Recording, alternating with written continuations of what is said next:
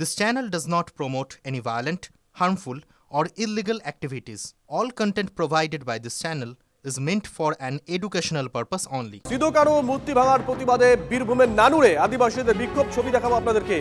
সিধু কানুর মূর্তি ভাঙার প্রতিবাদে বীরভূমের নানুরে আদিবাসীদের বিক্ষোভ।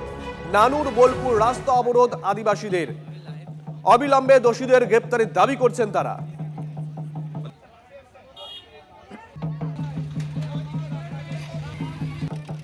একটু দাঁড়িয়ে যান,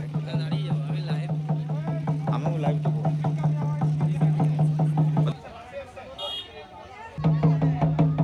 হিমাদ্রি আমাদের সঙ্গে রয়েছেন, আমাদের সহকর্মী। যাব হিমাদ্রির কাছে। হিমাদ্রি, যারা অবরোধ করছেন তারা কি অভিযোগ করছেন? অভিযোগটা কাদের দিকে? দেখো, একেবারেই তারা বলছেন কেউ বা কারা, নির্দিষ্ট কারোর দিকে অভিযোগ নয়, কিন্তু তারা বলছেন কেউ বা কারা রাতের অন্ধকারে এই কাজ করেছে। সিধু কানুর যে মূর্তি রয়েছে সেই মূর্তি ভাঙা হয়েছে মোহনপুর গ্রামের কাছে, সেই জন্যই কিন্তু রাস্তা অবরোধ করে রয়েছে তারা। বোলপুর থেকে নানুর যাওয়ার যে রাস্তা রয়েছে সেই রাস্তা কিন্তু তারা বেশ কিছুক্ষণ ধরে অবরোধ করে রেখেছে। ঘটনাস্থলে ইতিমধ্যেই পুলিশ সেখানে গিয়ে পৌঁছেছে। আদিবাসীরা তাদের বিভিন্ন যে সমস্ত তাদের তীর ধনুক অন্যান্য যে সমস্ত তাদের সরঞ্জাম রয়েছে এই সমস্ত কিছু নিয়ে তারা রাস্তায় নেমেছে এবং তারা দাবি করছে যে অবিলম্বে যে বা যারা হোক তাদেরকে দৃষ্টান্তমূলক শাস্তি দিতে হবে, গ্রেপ্তার করতে হবে এবং কাদেরকে গ্রেপ্তার করা হলো তাদেরকে জানাতে হবে। তারপর তারা রাস্তা অবরোধ তুলে নেবে, এমনটা তারা দাবি করছেন।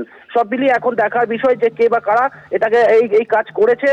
ইতিমধ্যেই কিন্তু আসরে নেমেছে বিরোধী রাজনৈতিক দল বিজেপি। তারাও বলছেন যে আদিবাসীরা সুর মেলাচ্ছেন এবং তারাও বলছেন যে অবিলম্বে দৃষ্টান্তমূলক শাস্তি দিতে হবে। কারণ সিধু কানুকে আদিবাসীরা ভগবানের মতো মনে করে, আর তাদের মূর্তি ভাঙা মানে তাদের সমাজের ওপর একটা আঘাত হানা, এমনটাই কিন্তু তারা মনে করছে। ধন্যবাদ।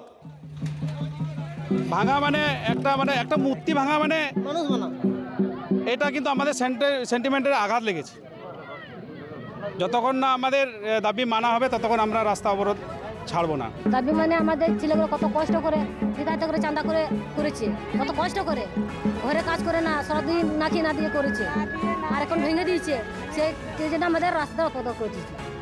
অতএব এই কাজকে আমি চরমভাবে নিন্দা করছি, ধিক্কার জানাচ্ছি এবং প্রশাসনকে বলবো অবিলম্বে 24 ঘন্টার মধ্যে এই দুষ্কৃতীদের চিহ্নিতকরণ করে গ্রেপ্তার করুক, আর জীবনে যেন এই রকম কাজ না হয় এই দাবি আমি রাখছি। ওনারা ন্যায্য দাবি নিয়ে একটা অবরোধ করেছেন, আমাকে মানতে হবে।